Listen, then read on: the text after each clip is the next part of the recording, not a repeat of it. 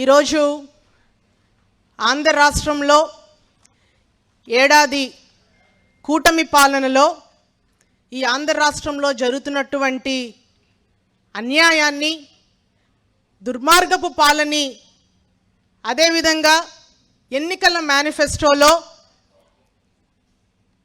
ఈ ప్రజాస్వామ్యంలో ఉన్నటువంటి మనందరికీ కూడా ఎన్నికల సమయంలో ఒక్కొక్క పార్టీకి ఒక్కొక్క ఎజెండా ఉంటుంది గెలవటానికి.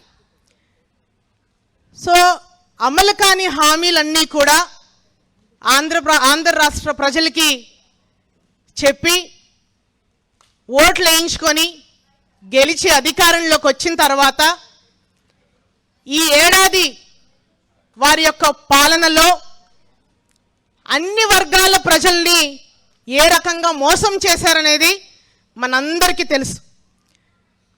ఈ అంశాల మీద ఒక వేదికను ఏర్పాటు చేసి ఈ రౌండ్ టేబుల్ సమావేశాన్ని ఏర్పాటు చేసినటువంటి గౌరవ శాసన మండలి సభ్యులు, వైఎస్ఆర్ కాంగ్రెస్ పార్టీ రాష్ట్ర మహిళా అధ్యక్షురాలు వరదు కళ్యాణి గారికి మనందరి తరపున కూడా హృదయపూర్వకంగా ధన్యవాదాలు తెలియజేస్తా ఉన్నాం.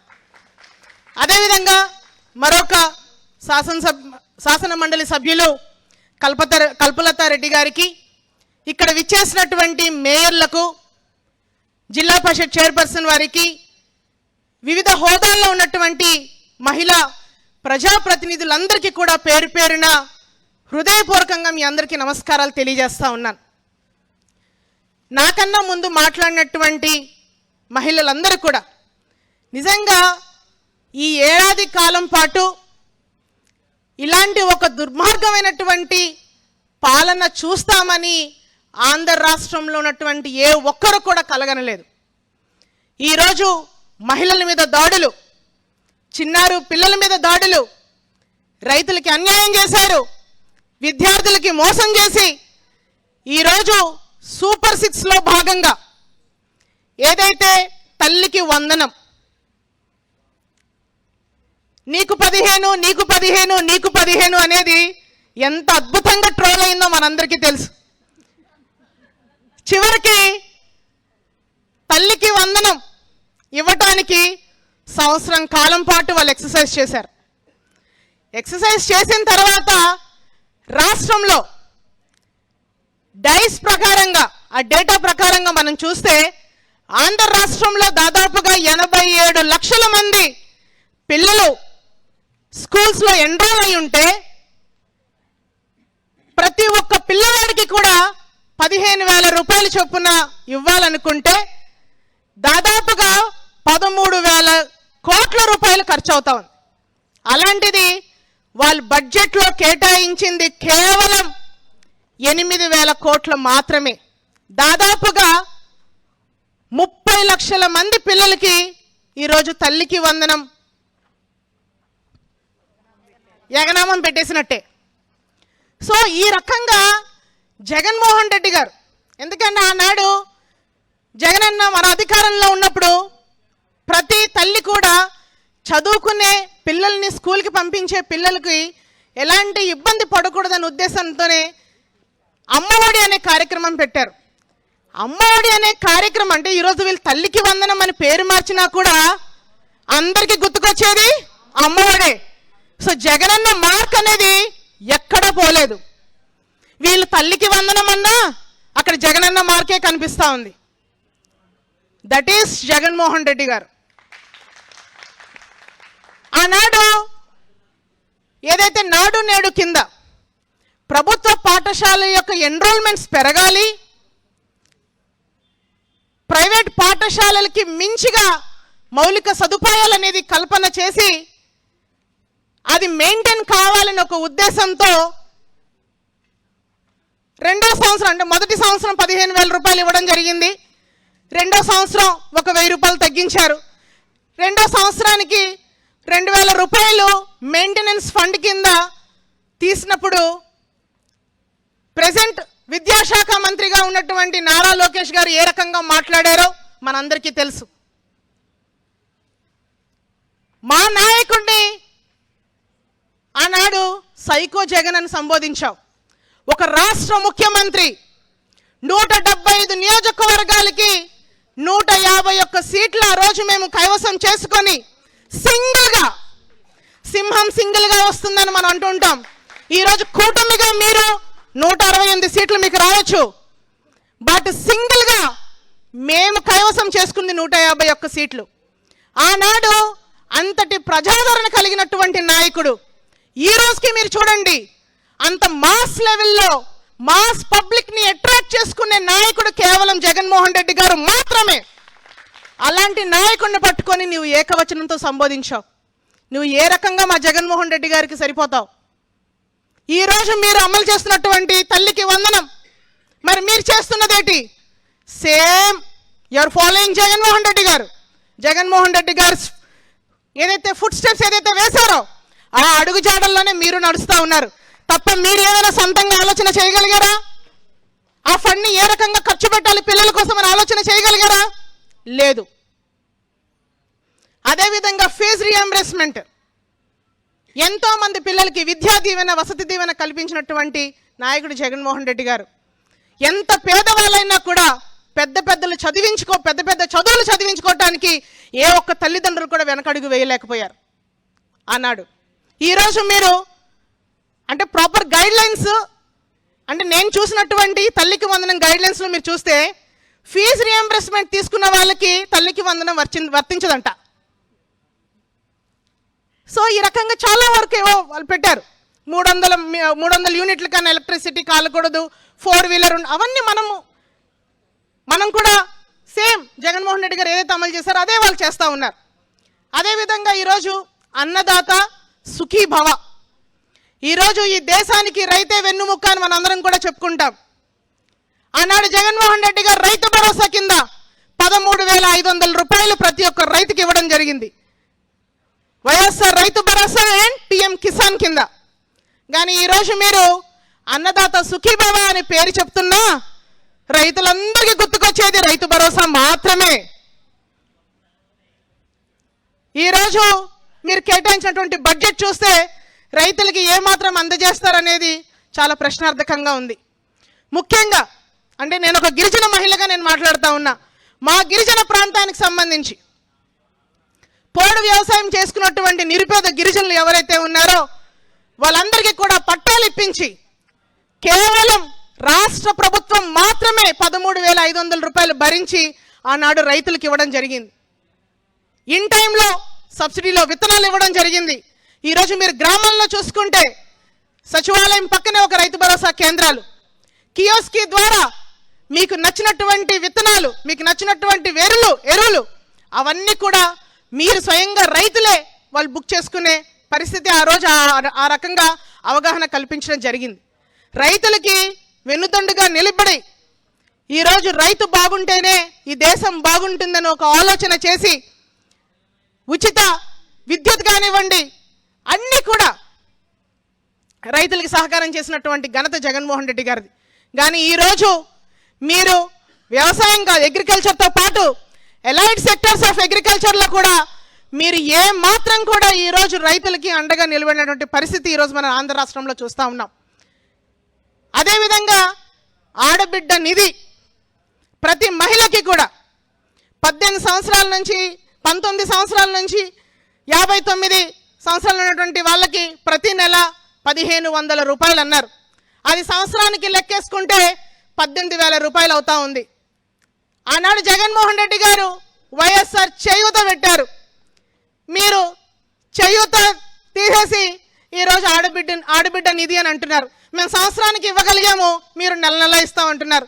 కానీ ఈ రోజు వరకు మొదటి బడ్జెట్ సెషన్స్లో కానివ్వండి, మొన్న జరిగినటువంటి బడ్జెట్ సెషన్స్లో కూడా కనీసం ఆ పథకానికి ₹1 కూడా అలొకేట్ చేయకపోవడం అనేది, సో ఏ రకంగా వాళ్ళు ఈరోజు ఆడపిల్లలందరినీ కూడా మోసం చేసే ప్రయత్నం చేస్తూ ఉన్నారనేది కూడా మనందరం కూడా గమనించాలి. అదేవిధంగా ఈరోజు మహిళలకి ఉచిత బస్, ఆ రోజు మహిళలకి ఉచిత బస్సు అనేది దాని యొక్క నియమాలు ఏమి చెప్పలేదు, ప్రతి మహిళకు కూడా ఉచిత బస్సు అని. మొన్న జరిగినటువంటి బడ్జెట్ సెషన్స్లో మాట్లాడినప్పుడు, అసెంబ్లీ మన మండలిలో మాట్లాడినప్పుడు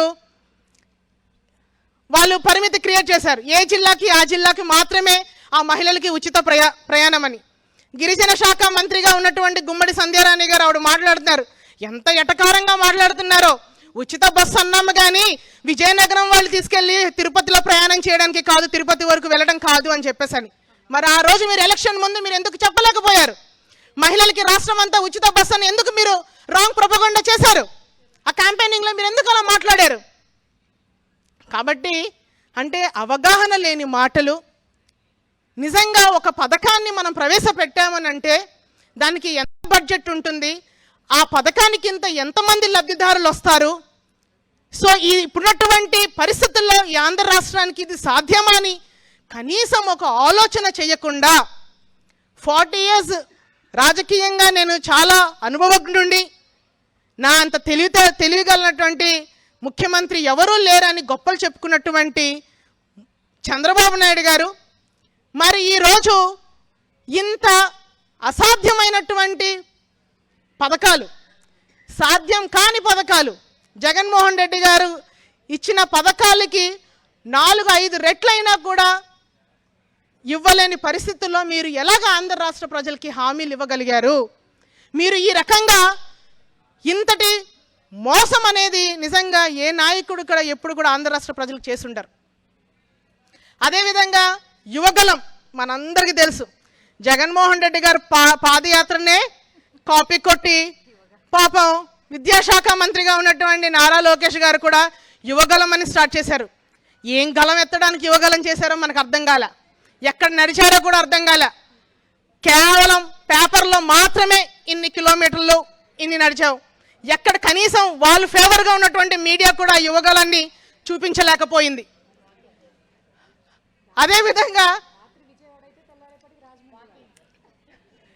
అదేవిధంగా ఏదైతే నిరుద్యోగ భృతి 3,000 రూపాయలు అన్నారు, ఈ రాష్ట్రంలో ఉన్నటువంటి నిరుద్యోగులు దాదాపుగా 20 లక్షల మంది పైగా ఉన్నారు.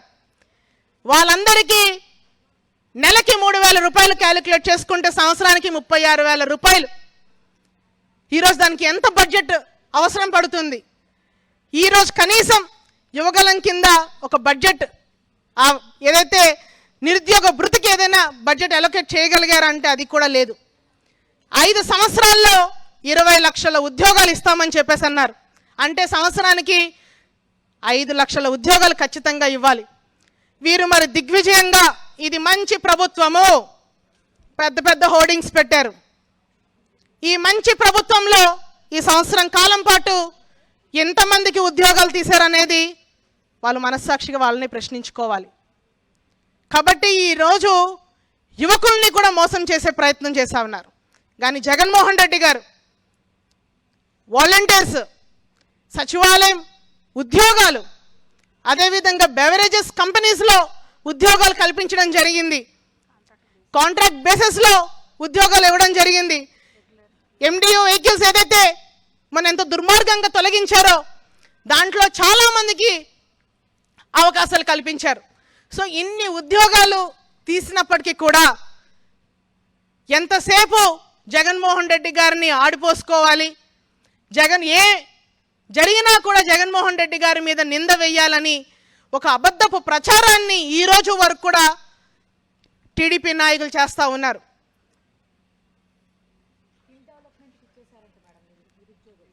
సో నిరుద్యోగ భృతి అనేది స్కిల్ డెవలప్మెంట్లో మరి ఇప్పటికొచ్చి ఎన్ని యాక్టివిటీస్ చేశారు, ఎక్కడ వాళ్ళకి అందరికీ ట్రైనింగ్స్ ఇచ్చారు, ఎంతమందికి వాళ్ళకి ఉద్యోగ అవకాశాలు కల్పించారనేది నిజంగా వాళ్ళందరూ కూడా తేల్చుకోవాల్సిన అవసరం ఉంది. అదేవిధంగా సిలిండర్స్ పాపము మహిళలందరినీ కూడా ఎంతో బ్రహ్మాండంగా మహిళలందరూ కూడా ఫిదా అయిపోయినటువంటి ఒకటి ఏముందంటే పాపం ఇయర్లీ 3 సిలిండర్లు ఇస్తాము అని చెప్పేసి అని మోసం. ఆడవాళ్ళ కళ్ళల్లో కట్టెల పొయ్యి మీద వండితే కన్నీళ్లు చూడలేనటువంటి టీడీపీ నాయకులు బ్రహ్మాండంగా మీకు సంవత్సరానికి 3 సిలిండర్లు ఉచితంగా ఇచ్చేస్తాము, గారెలు బూర్లు వండి పెట్టి మనం క్యారేజ్లు అన్నీ కూడా లోకేష్ గారికి పంపించాలా. ఎంత ఎంత స్టంట్ అంటే చూడండి, పెన్షన్ ఇవ్వడానికి వెళ్ళడము, ఇటు ముఖ్యమంత్రి గారు ఆ ఇంటికి వెళ్ళి టీ కాలుస్తారు, అది కాసేటప్పుడు కనీసం గ్యాస్ సిలిండర్ కూడా స్టవ్ కూడా వెలిగించరు, అలాగే వడగట్టేసి ఇచ్చేసి తాగేస్తూ ఉంటారు. అదేవిధంగా అదే దానిలో ఈ మంత్రులు కూడా అదే ఫాలో అవుతూ ఉన్నారు.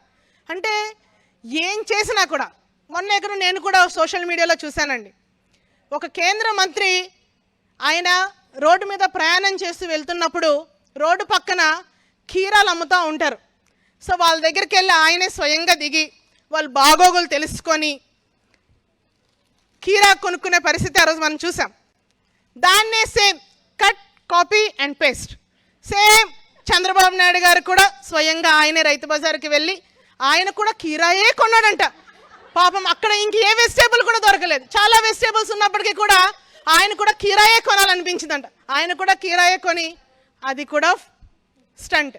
సో ఇన్ని రకాలుగా అంటే కనీసం అవతల వాడు మనం చేసే మన స్థాయి ఏంటి, మనం ఏ రకంగా నడుచుకోవాలి, అసలు ఒక ముఖ్యమంత్రిగా ఉన్నప్పుడు ఎలాంటి వివక్ష లేకుండా ప్రజల యొక్క ప్రయోజనాలే ముఖ్యంగా మనం పరిపాలన చేయాల్సినటువంటి బాధ్యత గల పొజిషన్లో మన ప్రజలు పెట్టినప్పుడు మనం చెయ్యాలి కదా. అది మానేసి ఈరోజు ఇలాంటి యొక్క యాక్టివిటీస్ అన్నీ చేస్తూ ఉంటే ప్రజలు నవ్వుకుంటారా అనే ఆలోచన కూడా లేకుండా ఈ రకంగా పాలన చేస్తూ ఎంతో హుందాగా ఈరోజు నిజంగా జగన్మోహన్ రెడ్డి గారి ఎంటైర్ టెన్యూర్లో 5 yearsలో కరోనా 2 సంవత్సరాలు ఎన్ని ఇబ్బందులు పెట్టినా ఎక్కడ కూడా ఏ ఒక్క పథకాన్ని కూడా ఆపకుండా దిగ్విజయంగా ప్రతి ఒక్క పథకానికి పేదవాడికి చేర్చి దాదాపుగా 2,48,000 కోట్ల రూపాయలు డైరెక్ట్ డీబీటీ ద్వారా ప్రజల అకౌంట్లో వేస్తే దాన్ని ఎటకారం చేయటం. మరి ఈరోజు మీరేం చేస్తూ ఉన్నారు?